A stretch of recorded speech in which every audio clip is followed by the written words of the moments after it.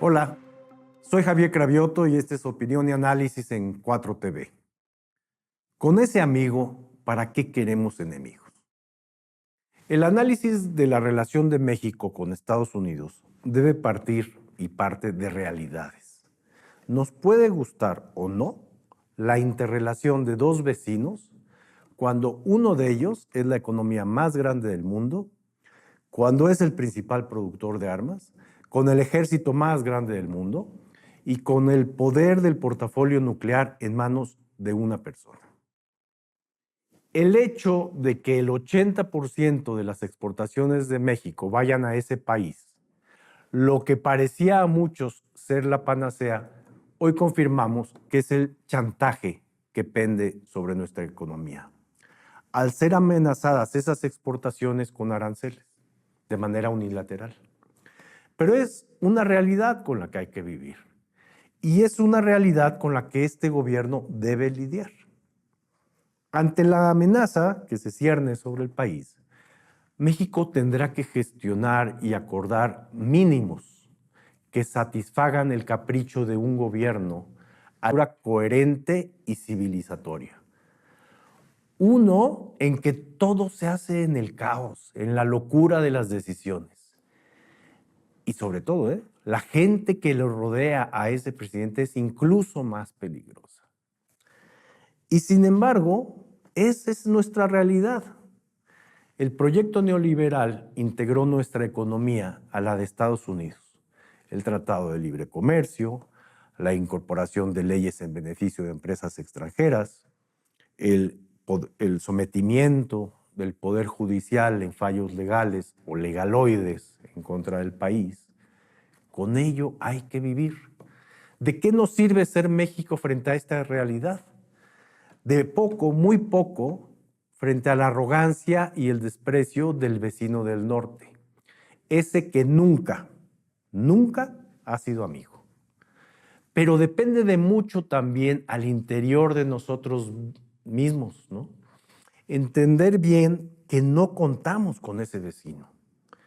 Ese vecino que intentará una y otra vez socavarnos, invadirnos, quedarse con nuestros bienes, materias primas, agua, minerales. De mucho también al asumirnos en nuestra mexicanidad como originaria de grandes civilizaciones y de gran historia. En comparación con un vecino del norte que es un joven país que se originó a través del genocidio de todas las tribus indígenas, del saqueo de tierra a México, a quien se le quitó más de la mitad de nuestro territorio. Mismo país acostumbrado a hacerse de la riqueza de otros países a través de la guerra. Estados Unidos nunca ha sido nuestro amigo y no lo será. Su cultura nos desprecia. En su ignorancia, que se suma a su soberbia, el mexicano es menos, el moreno es menos, el hablante de español es menos. Desde su punto de vista, solo somos sus servidumbre, sus jardineros y jornaleros, sus obreros, todo lo que según ellos no sea de su mismo nivel. Y sin embargo, la convivencia de países es nuestra realidad. Estados Unidos se ha convertido en una trágica y tonta comedia. Una sociedad en la que sus jóvenes se multiplican en el torbellino de las adicciones, de las drogas, del alcohol, de las redes sociales, de las armas de fuego. Es el país en que nadie ya se sorprende por un nuevo tiroteo en sus escuelas a manos de algún compañero estudiante. Un país, el más rico per cápita, con drogadictos al por mayor, con zombies víctimas del fentanilo y otras drogas que prescribieron sus empresas farmacéuticas y que hoy proveen redes criminales de cualquier otro país que no sea el de ellos, dicen. Y sí, tenemos que tratar con ellos. Un país de racistas, genocidas, clasistas, nazis, seguidores de Ku Klux Klanes, renovados en nuestro vecino. Es con el que decidimos unir nuestra economía. Es al que muchos decidieron voltear como su opción wannabe. Un país envuelto en el deshonor de ser el que mayor número de guerras ha hecho en el mundo, de ser el que mayor número de bases militares tiene regadas por todo el mundo. Un país que se dice democracia y que apela a que se le reconozca como el más importante en ese rubro, cuando su realidad es que nunca el voto universal ha prevalecido. Hoy su mejor escenario es que los estados voten por su presidente en la proporción a sus economías, pero no por el voto popular. Y con este país debemos vernos como socios y amigos, dicen algunos. Un gobierno que se retira del Consejo de Derechos Humanos de la ONU, de la Organización Mundial de la Salud, que amenaza también hacerlo de la UNESCO. Ya antes, hace algunos años, lo hizo de la Corte Penal Internacional. Ese es nuestro vecino con el que debemos negociar y ser amigos. Los datos duros nos lo dicen. El país más violento del mundo desde 1950 es Estados Unidos, el que más ejerce la violencia. Y es el país que ha estado más veces involucrado en guerras, mucho más que cualquier otro país en el mundo. Y sin embargo, nos acusan de la violencia en nuestro país. Ciegos ellos a la realidad de que las armas las fabrican ellos. Esos son nuestros amigos.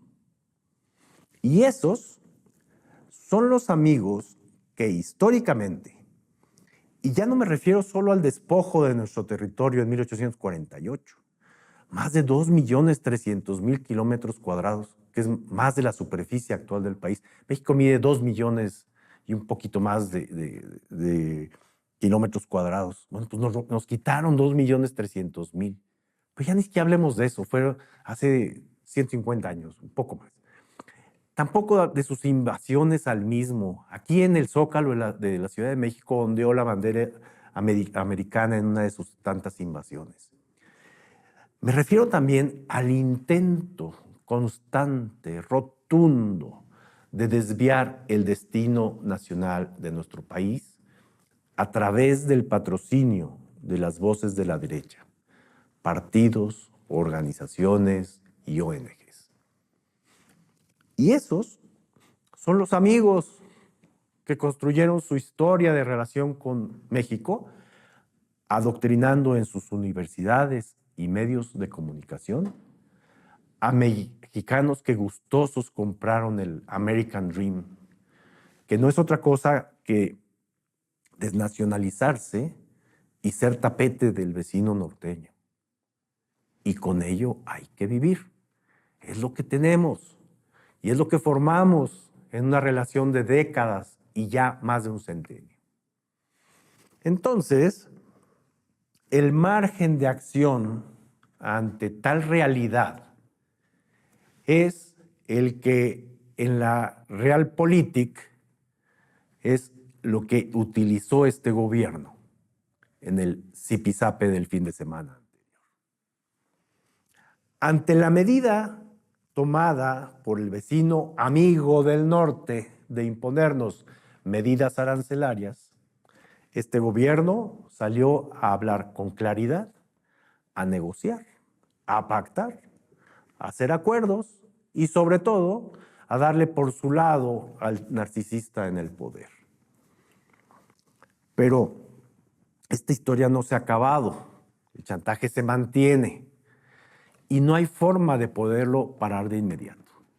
Solo construyendo acuerdos con otros países, separando actividades productivas del interés estadounidense, desculturizando mentalidades de ciudadanos que suenan en English y que son gusanos frente a las águilas.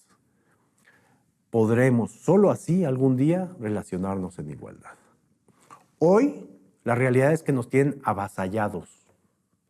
La prudencia en el actuar, la inteligencia en el actuar de este gobierno es lo único que nos detiene de un precipicio que desea tanto el vecino como la derecha mexicana.